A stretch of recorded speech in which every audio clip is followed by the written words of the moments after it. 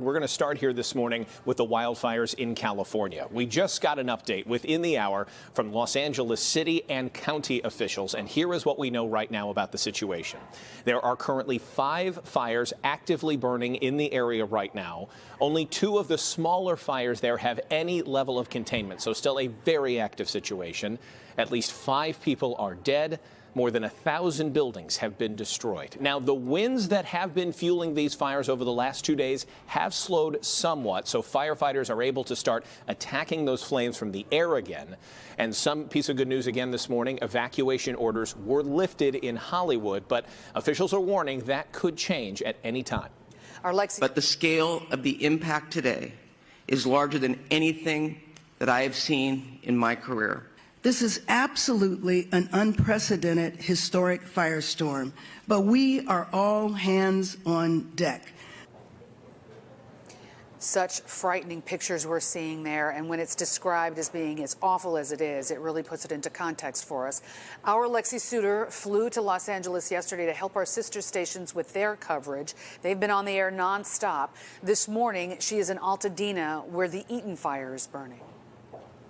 Hey, good morning from Altadena, California, a community right outside Pasadena that has been badly damaged by the Eaton wildfire, one of several burning in Los Angeles County. 5 people have been confirmed dead in this community as many people return to their neighborhood to see nothing's left. Firefighters are stretched thin battling this aggressive blaze. Small fires like this one continue to burn in dozens of homes. There's nothing left of this elementary school, but the worst of it became clear as the sun rose this morning. Only brick fireplaces are left standing on this street. Vehicles are charred, and all that's left is the metal. The photographer I'm working with, Jeff Loxman, and I came from Chicago yesterday to Los Angeles County to assist our sister station, KMBC, with their coverage. They have been reporting for the last 48 hours plus on these fires as they continue to burn. What we have seen is unlike anything we have ever covered. It is beyond tornadoes, hurricanes. It feels apocalyptic to see these communities in complete turmoil. Fires still burning as people returning to their homes to see if there's anything left. More coming up from California this afternoon, but for now, we're reporting in Altadena. Lexi Suter, NBC5 News. Thanks to Lexi. The pictures are staggering to see out there. So we're starting here at 4 with the big story in California. Those several devastating fires burning out of control in Los Angeles. You saw President Biden speaking just moments ago, announcing federal help. V. Nguyen joins us now here in studio with the very latest information. V. Marion and Alex, the damage being done right now by these fires is catastrophic. The LA County Sheriff says some areas look like a bomb went off, and President Biden says federal help is on the way to Los Angeles to not only fight the fires, but to help rebuild. Now, right now, there are 5 fires burning in Los Angeles County. Only 2 of the smaller ones, the Hearst and Lydia fires, have any level of containment. More than 29,000 acres are burning in LA County. That's more than 45 square miles. Thousands of structures have been destroyed, and nearly 180,000 people have been forced from their homes. We know at least 6 people have now been killed and several more hurt, but those numbers are not clear yet and could change. The fires are being fueled by powerful Santa Ana winds and dry conditions. Those winds eased up a bit overnight, letting firefighters resume their aerial attack, but the extreme fire danger is expected to continue into tomorrow. Now, the biggest one of these fires is the Palisades fire. It burnt thousands of homes so far. It's entirely uncontained and causing historic destruction. It is safe to say that the Palisades fire is one of the most destructive natural disasters in the history of Los Angeles. Now, there are shelters set up for thousands of people evacuating this afternoon. We got a chance to talk to some people arriving at O'Hare from LA. They had pre-planned flights to Chicago for work and tell me what they're seeing back home is devastating and heartbreaking. We didn't have to evacuate, but the smoke was pretty intense. So we actually yesterday went and checked in at a hotel at the airport just to get away from the smoke, and then had a 6 a.m. flight here. I feel good to have gotten out.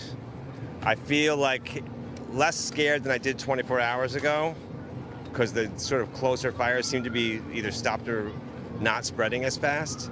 But it's, you know, hoping there's a neighborhood there when I get back. Even in the midst of this disaster, there have been reports of looting from those evacuated homes and businesses. 20 people have been arrested so far. The sheriff says they will be enforcing evacuation orders and getting help from the National Guard. Meanwhile, companies like Lyft, Uber, and Airbnb are now offering free rides and housing for residents impacted by the fires. We know arson investigators are on the ground trying to figure out what sparked the Palisades fire. Guys. So many questions and so much work left ahead. Thank you, V. As you've seen in the video that we've been showing you, the destruction left behind after these quick wildfires has been pretty devastating. Actually, our reporter Lexi Suter, we sent her out to Los Angeles County to help out with the NBC local station out there. She has this report for us. Good afternoon from Altadena, California, where some of the worst of the fire damage remains. You can see really how these strong, powerful winds fueled the flames. This tree totally uprooted, landing on this truck, and that's just, unfortunately, the least of this damage here. There are rows and rows of homes with utterly nothing left. Brick fireplaces. You can make out the framework of some of the household items, but it's very difficult to see this and see people's lives still smoldering. This is one home that we looked up, and the dichotomy of seeing it on a map versus right here is really mind-boggling. You can see the smoke still coming up from the damage and even some flames in the back corner there. A lot of those hot spots can be problematic, and we've seen them in dozens of these homes that have burned to the ground as firefighters continue to attack the most aggressive flames throughout the Los Angeles area. Now I want to show you some of the cars and what the damage has looked like to those. You can see just totally charred. There is virtually nothing left. This is one that was parked right here outside what used to be a home, and there's several more along this street. You can see by this, that people didn't have time to do anything to get out of this. They had to leave their cars there, their homes, their belongings, and they're coming back to see really nothing. But that's not the story for everybody. Just across the street, some of the homes are completely intact, and that really shows the wind power and the wind direction and how that impacted this fire. This home, we were talking to homeowners who said, while this home stands, it certainly isn't livable because of the smoke damage, the soot that is inside.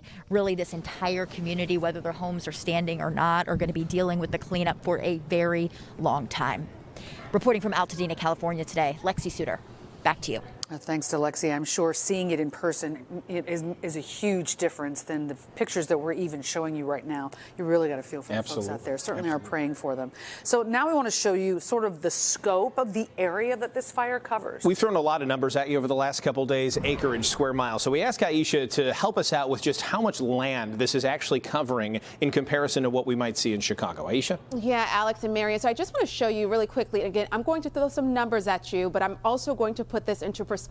So the Palisades fire, it has burned, this was as of earlier this morning, 17,234 acres. Again, that number has likely gone up because that fire has still been burning. So I just want to give you some perspective here on how large that is. Again, that's the largest fire that is burning across Southern California. So the Palisades fire, when you convert the acres that it has burned so far, that's 27 square miles. So here's a look. I actually overlaid this on the map of the city of Chicago, so you can see how large that fire is. But as I mentioned, that was since earlier this morning, and it has been burning ever since and will continue to do so. Also keep in mind, it is 0% contained, so we're going to continue to see a large area being impacted, even larger area that will continue to be impacted by those fires. Alex and Marion. That's really helpful, and that's just one of 5 fires that's going on. Just a really helpful look at that. Thank you, Aisha. It gives you an idea of just what they're dealing with out there. So we know you probably want to try to help. So here's a way you can do that.